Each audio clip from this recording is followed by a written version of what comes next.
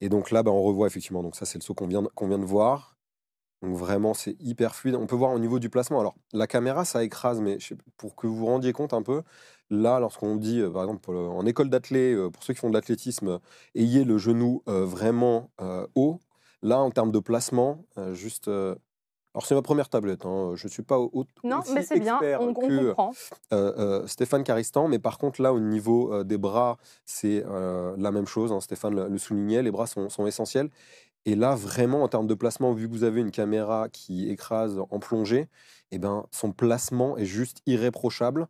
Et alors, pour quasiment toutes les disciplines, hein, en athlée, ce qui compte, c'est le centre de gravité, c'est de faire avancer le bassin.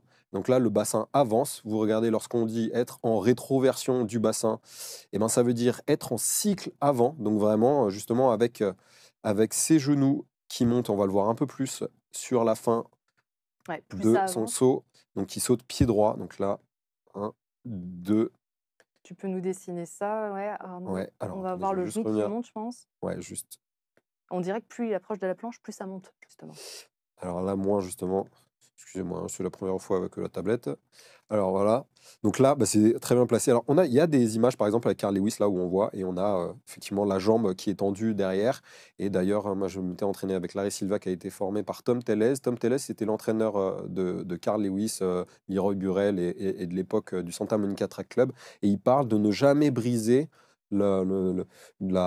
Il parlait de miroir en verre juste ici, et donc d'être tout le temps vers l'avant. Il est Voilà, où le cycle miroir en avant. verre? OK, Ici, cette ligne, et donc en gros, si très bien. vous faites ça, vous êtes plutôt sur un cycle arrière que vous allez voir en. Donc là, il remonte pas mal, hein. D'ailleurs, c'est assez étonnant parce que Furlani le fait un petit peu, mais il a un tellement bon placement. Donc ça, c'est l'avant-dernier. On vient descendre le centre de gravité ici. Ah non, voilà. Au niveau du Descendre le bassin, centre ouais. de gravité. Le but, c'est de pouvoir rester très solide et de pousser avec le pied derrière. Et là, au niveau de l'impulsion, dès qu'on pose, ici, vous voyez la flexion. Alors, le but, c'est d'être le plus. On va refaire le trait qui n'était pas très droit. Le but ici, c'est vraiment d'être la jambe la plus tendue possible. Mais en fait, vous avez une flexion qui est inévitable parce que vous arrivez. Là, on n'avait pas la vitesse. On peut pas Mais arriver pleine vitesse, jambes tendues.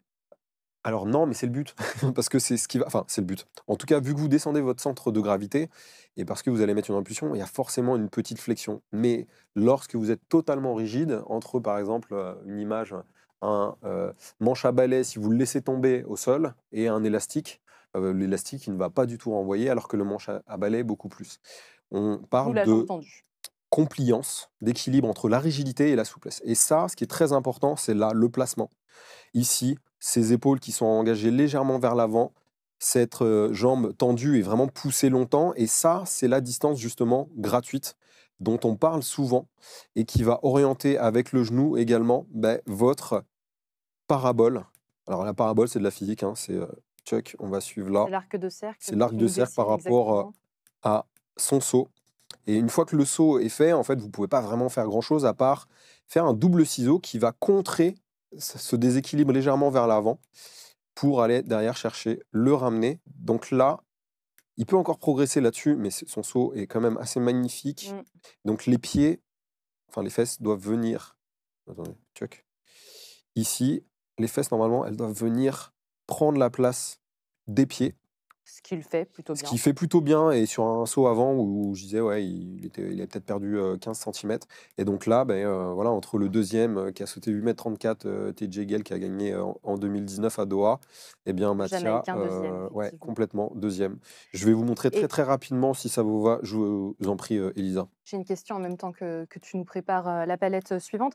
Est-ce que le fait, d'aller haut dans ta parabole, fait que tu retombes plus loin ou au contraire, il faut pas faire une parabole excessivement bombée Ouais. pour faire un beau saut en longueur? Alors justement, on va analyser très rapidement le saut de Tentoglou. Donc je vous laisse regarder. Ça, c'était à Tokyo, dans le même stade, sur la Alors même Tentoglou piste. qui, on le rappelle, aujourd'hui est passé à côté de sa finale, Alors il est blessé passé sûrement. ouais, certainement blessé parce qu'il réalise 7,67 m sur son troisième essai, 8,17 m en qualif, mais de manière assez facile. Et là, sur son 8,41 m, donc victorieux sur le dernier essai, hein, où il vient réaliser exactement la même performance qu'Echevarria, le Cubain. Et c'est au deuxième meilleur saut que ça se joue. Et donc là, typiquement, par rapport à la parabole, donc je vous montre sur ce saut. Donc là, il va abaisser son centre de gravité, donc ça c'est l'avant-dernier. Et vous allez voir, il pousse longtemps avec la jambe derrière, ça c'est très très important sur cette jambe-ci de bien pousser le bassin vers l'avant. Et là, en fait, il a un meilleur croisé un petit peu que Furlani où il est légèrement en retard, mais ça se joue à vraiment pas grand-chose. Et là, ce que vous allez voir, c'est surtout ce qui est intéressant, c'est ce qui va se passer après justement cette flexion et l'impulsion. Donc là, il laisse passer le bassin devant. Il a la position qui est vraiment magnifique, également comme Furlani tout à l'heure. Alors, c'est pas exactement la même caméra, donc on voit pas la même chose. Mais là, ce que je disais tout à l'heure à Stéphane, c'est l'accélération, en fait, et c'est au niveau de son bassin qui va être, regardez, le chemin du bassin, il va vraiment vers l'avant. Mmh. Plus vous avez une parabole qui fait ça, bah plus en fait vous allez faire ça, c'est de la physique, hein. Mmh. Et si vous avez une parabole qui fait ça, bah vous allez un petit peu plus loin. Donc OK. là, pour le coup, Tentoglou, et on fait des meilleurs ramenés, hein, généralement. Voilà, sur son ramené, ici, le pied qui est bien devant, les épaules qui vont derrière, parce que sinon, en fait, vous ne pouvez pas maintenir le pied très haut pour le ramener. Et alors, voilà, bah, il perd un petit peu forcément, mais là, c'est champion olympique, et double champion olympique, hein, puisque Tentoglou a bah, réalisé le doublé l'année dernière à Paris en 2024. Oui, et là, tu nous montrais son saut victorieux en finale, à Tokyo sur cette même piste, il y a 4 ans 4 ans. maintenant, c'était en 2021. Ouais, passage de Effectivement. témoin entre Tentoglou qui a tout remporté et puis Le Mattia jeune, Furlani, 20 ans et qui est déjà bah, exceptionnel.